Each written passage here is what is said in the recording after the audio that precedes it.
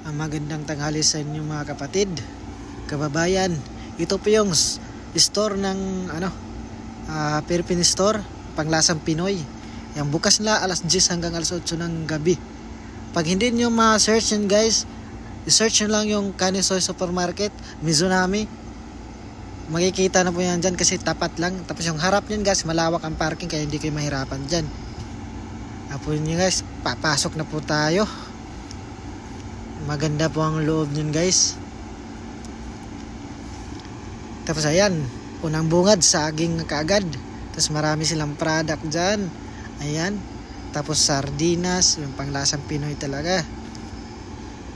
Tapos meron din sila guys, may Gcash, tapos gold na paluwagan din ata yung tawag ko dyan.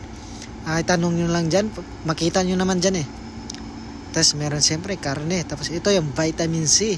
Ayan, San Miguel. Kulapo guys, Kulapo. Diyan ako napapasayaw yung Kulapo na yan. Ayan, joke lang yan guys. Ano lang tayo, minsan lang tayo nagiinom. Bira na tayo nagiinom. Tapos yan pa, yung alak na yan, yun. Blue at saka dilaw. Tapos yun, stick o. Ito yung tropa, mahilig sa stick o.